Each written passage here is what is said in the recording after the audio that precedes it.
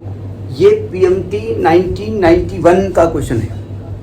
Question कह रहा है कि the frequency of electromagnetic wave which is best suited to the observe the particle of radius 3 into 10⁻⁻4 centimetre of the order of this.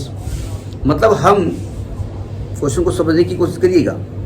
हम एक particle है जिसका radius जो है वो दी हुई है 3 into 10⁻⁴ मीटर, 3 into 10⁻⁴ मीटर दी हुई है और कहते हैं कि the frequency of electromagnetic wave which is best suited to observe this particle. इस पार्टिकल को हम ऑब्जर्व करना चाहते हैं, इसके स्ट्रक्चर को देखना चाहते हैं या इसको देखना चाहते हैं। उसके लिए जो इलेक्ट्रोमैग्नेटिक वेव हम इस्तेमाल करेंगे वो एक्सरे भी हो सकती है, एक्सरे भी उसका पार्ट होता है।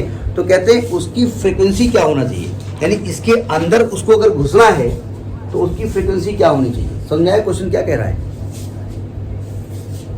क्वेश्चन क्या कह रहा है समझ में आया नहीं आया? तो एक्चुअली ये जो आपका रेडियस है, आपके इलेक्ट्रोमैग्नेटिक वेव की जो वेवलेंथ है वो कम से कम रेडियस के बराबर होनी चाहिए।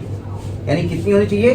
3 into 10⁻⁴ सेंटीमीटर या 3 into 10⁻⁻6 मीटर, ये वेवलेंथ होनी चाहिए उस इलेक्ट्रोमैग्नेटिक वेव की। लेकिन वेवलेंथ की बात तो कर नहीं रहे, वो बात कर रहे हैं कि आप उसका वो बताओ, फ्रीक्वेंसी बताओ। तो आप जानते हैं V बराबर C बराबर न्यू लैम्डा होता है ना भाई, V बराबर n लैम्डा हमने जनरल वेव के लिए पढ़ा है। जब आप स्पीड ऑफ लाइट से चलने वाली वेव के बारे में बात करेंगे तो V की जगह C का इस्तेमाल करेंगे, n की जगह न्यू का इस्तेमाल करेंगे।